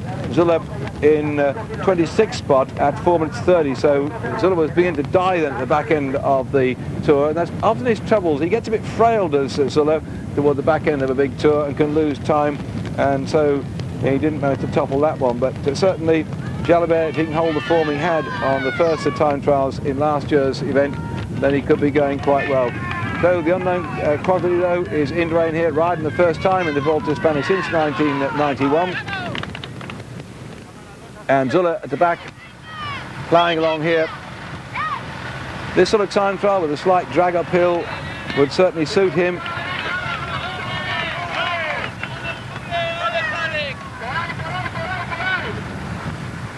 And the shouts of encouragement for his team manager behind at the moment. But you can see that how it's beginning to hurt. This drag really, he's all crouched over his bike. He hasn't got the most comfortable style, Zülle, has he? It looks like he's really struggling and suffering here, grovelling over the top of his bike, but he's going quite quickly indeed.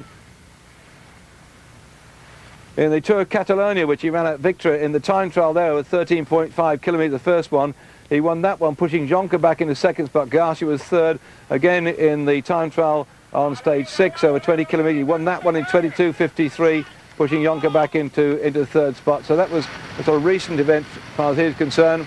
37 kilometres. See the gap there. Neil Stevens still looking good in third spot at the moment. And this is Indurain.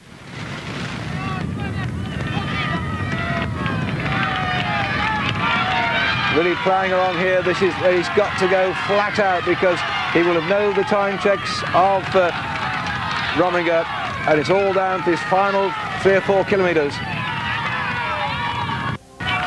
So Indurain has ahead of him Rominger's time of 1:10:20 to beat, and the riders just coming in now along the course, but certainly Indurain, who started this morning in 22nd spot overall, 1:35 down. Laurent Dufaux coming towards this time check now this morning, 13th overall on general classification, 1 minute 20 seconds down. Hasn't been featuring in the time checks so far, so Dufaux is not doing, unless something changes here. We haven't seen much of him on the time checks so far. Unless Dufaux suddenly come good at this particular point, then he might be finding himself having difficulty hanging on to his position overall.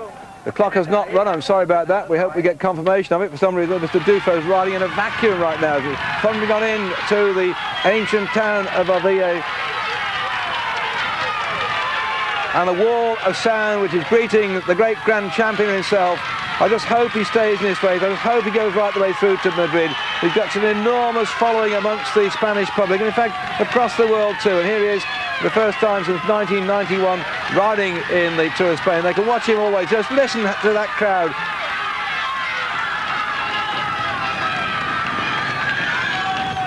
Indurain, the Spanish Grand Champion, riding into this very, very old city.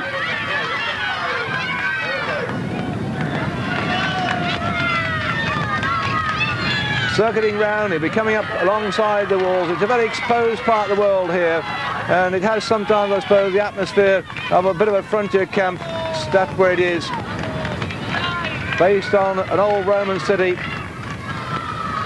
and the Romans came here and set up a frontier post because they had some problems with the Celtics that were in the area, and so after the Romans moved out, you can see the walls there in the background. After the 8th century, the Avila was again in the midst of the constant wars between the Christians and the Moors. And now the battle's going on between Rominger and Indurain, going round these magnificent walls here that you can see on the right-hand side. 88 cylindrical towers, you can see them here, and they've got 9 big gates as well.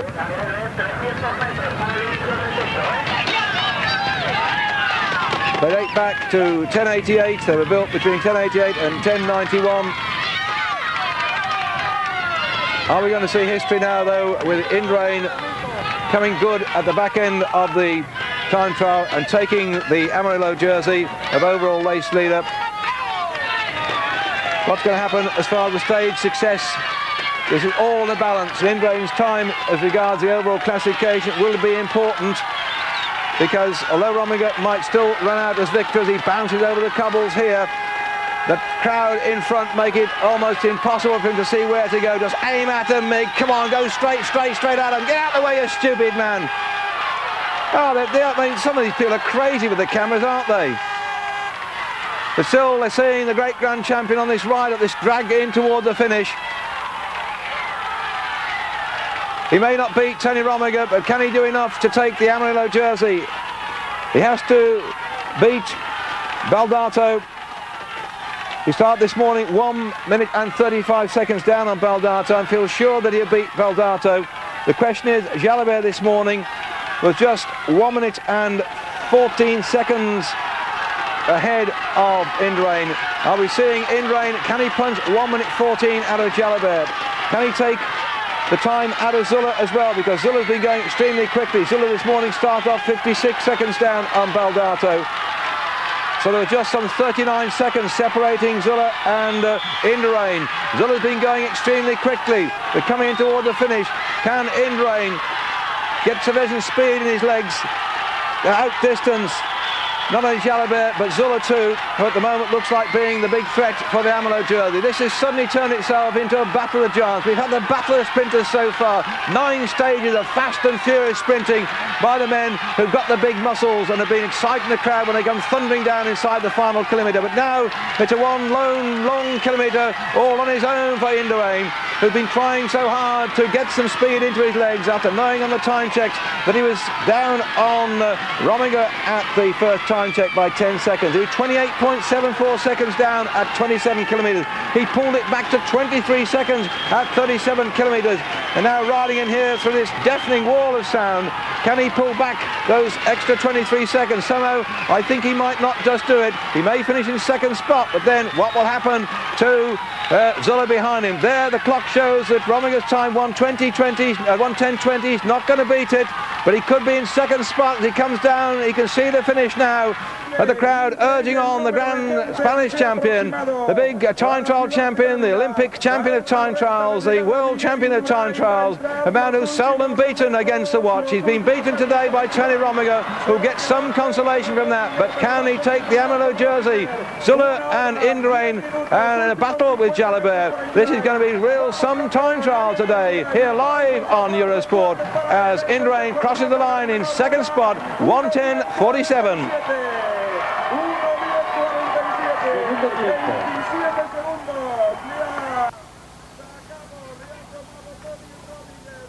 So, at the end of it all, 26.83 seconds down, despite the speed at which he seemed to come off that mountain. It was not enough, and just shows that Rominger, who took it all out of Indurain on the climb, was able to hold the gap on the way down. I told you before about the scrum that develops when Indurain goes across the line. Everybody wants to get close to him, and we already had a few problems with the police a couple of days ago. Had to sort of get in with the batons to push people back.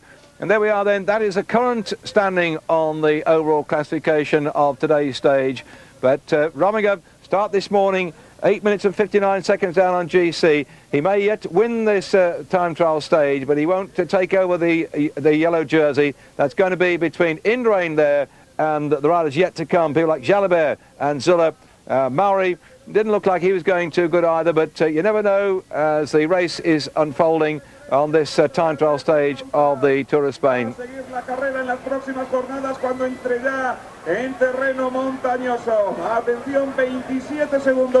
Zülle is a man who may well be able to take over the Amelo jersey if he can keep up the performance we've seen so far. He was 6 seconds slower than Rominger at the first time check, where Indurain had gone through 10 seconds down, so he's marginally faster than Indurain, who's now finished in second spot.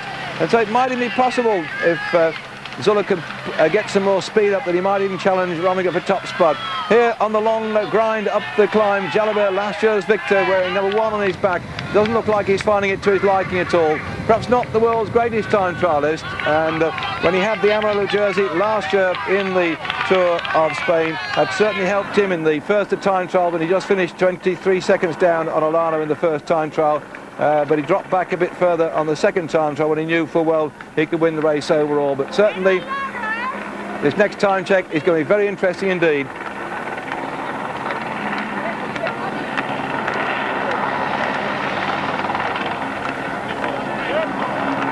Alex Zülle, 6 seconds down on Rominger, 4 seconds faster than Indurain at the 17-kilometre time check. Going through there in 45.19.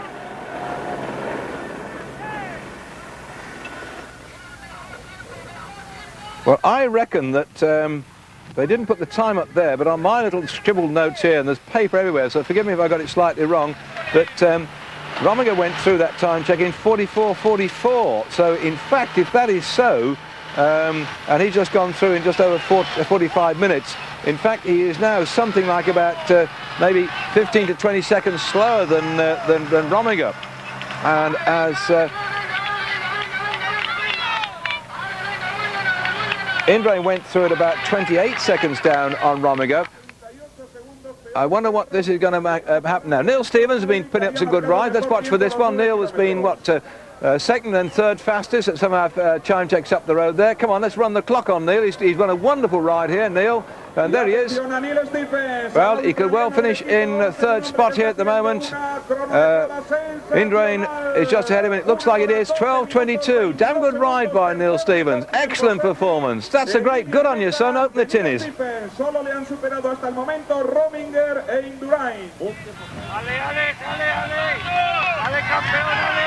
Neil Stevens is showing but he's kept some of that form that he had throughout the back end of last year. He had a most eventful winter where he cracked his collarbone, got himself married, then came back over into the sun in the Spanish area, because in the Ruta del Sol he loved this early start of the season and finished first overall, heading Gonchenko and Farazin, Ruiz in 4th spot, and Ludwig 5th, Monod in 6th spot. So I don't know if you give him the Order of Merit in Australia and then come along and win a Ruta del Sol straight after you get that one, having got yourself married and broken ribs. But that's an interesting way to start the season. Now to be third on a time trial stage in the Tour of Spain, I'm sure that Neil will have a moment to relax once he gets his breath back and savour that moment. But I fear he won't be third for much longer with Zülle out there on the road. Although I didn't think that Jalabert was going all that quickly. We'll have to wait and see. This is getting a fascinating finish to the time trial today. So thankfully, as far as Zülle is concerned, he can start to wind up that big gear. He was struggling a bit. He looked good at the bottom of the climb, and then towards the top end, I think he began to find it just a bit too rough for him and began to slow down quite a bit and struggle somewhat. But now, as with all these riders, thankful that the worst is over and they get the big gear rolling and got anything left. This is the time to do something about it.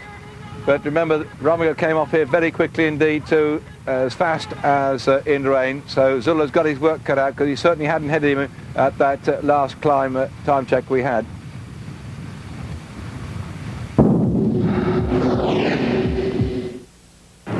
Tremendous ride by Zülle to be the second fastest at the first time check. He dropped back to third on the third of the time checks, and coming in towards our VA now, not long before he turns round and starts that climb up the cobbled stones right alongside the old walls of the city, and then he'll be into sight at the finish. A nice close-up view of him. An unusual hooky position. See how he's got his hands down, he's sort of pulling back on the handlebars. Most unusual, but those long gangling thin legs. So I always think he rides with a bit of a heron, and in fact my old great mate Ray Booty as well, with his glasses and his position.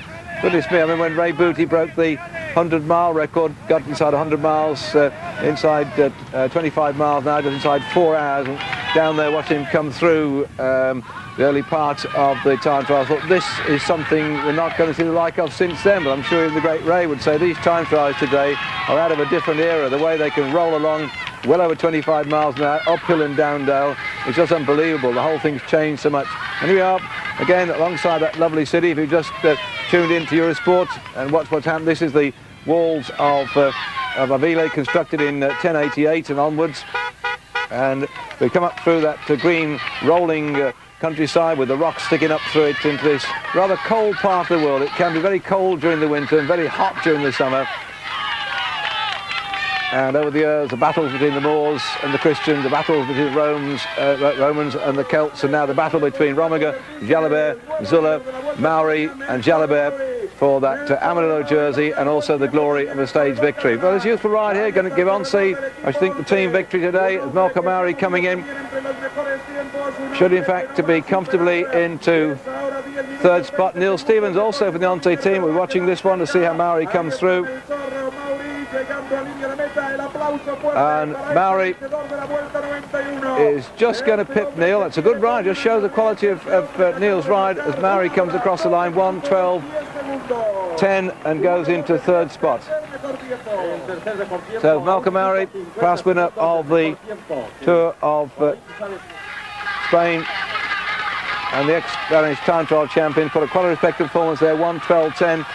But somehow I think here that Zülle, who started 4 minutes after Mauri, by the looks of the way he's got to now, is going to really trounce that one, and he'll be challenging him for that top time we've got so far of 1:10.20 for Rominger, 1:10.47 for Indurain, and those are two riders that have got inside the magic 1:11. He really is trying hard here. That gangling position that he's got now, 1 kilometre to go. He's got to concentrate, settle back down again, get himself tucked in on those bars, accelerating quick. There on your screen is a time. Rominger 1:10.20. But also watching very carefully will be Miguel Indurain, who start out this morning between Zülle and Indurain. There was just 39 seconds difference between the two of them, and if Indurain's going to take over the leader's jersey, then Zülle's got to finish outside 1:11 by something like about 1:11.26, I think, if he's going to. Oh, in fact, he could take the Amarillo jersey on this basis, because he's not suddenly got to be 11.26, I don't think, here, the way he's coming along here. Accelerating now, and he could well beat Indurain's time of 1:10.47, and as he beat Romiger's time, he's going faster and faster, 10.20. What a tremendous last few kilometres he put in here, and he's romping away here, could well try and get the victory. Is he going to get it? No, he's not, at 1:23, 1:24, but that certainly, I think, will take him into the Amarillo jersey. I wait for confirmation of that time as to what it was, 1:10.24. Second by 2:10. Oh, 2.10 seconds, right. So 1:22 then it'd be, not 1:24. 1:10.22. 1:10.22. And a bit, maybe 1:23. Well, he's certainly beaten Indurain, and that means then that Indurain has not taken the Amarillo jersey. Romiger there just 2 seconds ahead of Zülle. This morning there was a hell of a gap between them, you know, something like 9 minutes difference between the two of them, so he won't take the jersey. But at the moment, Zülle, Indurain, looking down there, Neil Stevens, and it's like yep, it looks like the Amarillo jersey could go to Zülle, who so far put up the fastest time of those riders in the top 20 or 30 places. I think Apollonia coming in now.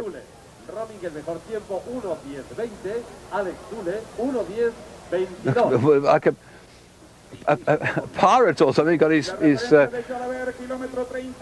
handkerchief round his neck. Oh, it's Guarini, my mistake. Oh, I don't think we've seen much Guarini, have we, all the way through? No, that's right, he was, what, 2, 4, 6, 8, oh, he's well down here. 1:20, some 10 minutes adrift.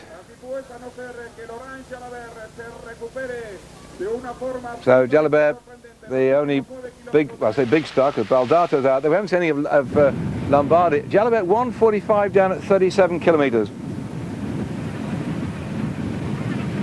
He was the Olympic points champion in 1992, and since then he's been showing his sprinting to a great extent. And now Jalabert back with the man who's had the Amarillo jersey already in this race.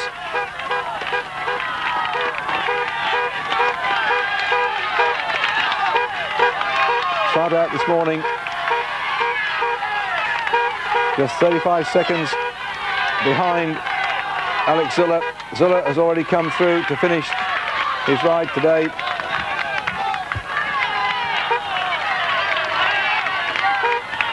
In 1:10.22. So Jalabert has to beat a 1:10.57. He's got 1 minute to go to take the Amarillo jersey off Zülle. It's a long old hard climb. This last year, 12 months ago, when the stage finished here, he'd broken away and he rode triumphantly up here to get the stage victory into Abille. And on that occasion, Jalabert came up here into Abille. He recorded a stage success. He got the Amarillo jersey right the way since we had the small finish at the Alto Naranco, the one we're going up. Oops, what's happened now? I was looking at the results, I'm sorry about that. Oh, gosh. I looked down for a moment and trouble comes. What on earth happened? You saw it, I didn't. I was just checking about how last year he won into the stage here. Sorry about that, good viewers back at home. Not got eyes in back of my head. In fact, unfortunately, since I bust my ankle jogging during the Olympic Games, I've had to sit with 1 foot up and papers all over the place, and I missed that. Sorry about that. Whatever it won't have helped his cause at all. And there, the 11, so it's gone past the magic point. when he could have taken the Amarillo jersey off Zülle. But now, what can he do against Indurain's time?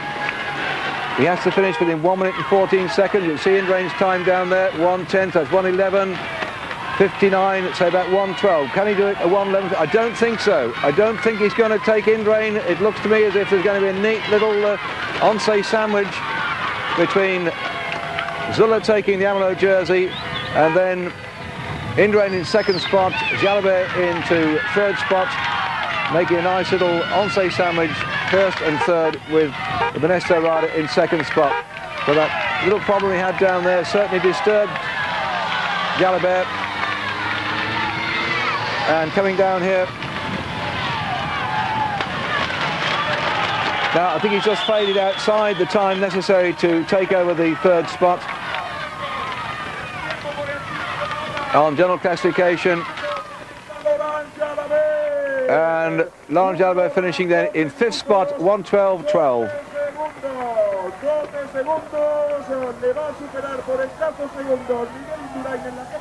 Doesn't look too happy at all, but then time trialling isn't his out and out forte. When he's had the Amarillo jersey on his shoulders, he's had to ride hard as he did the other year. But then that was on the early part of the Tour when he finished second behind Olano just by 23 seconds.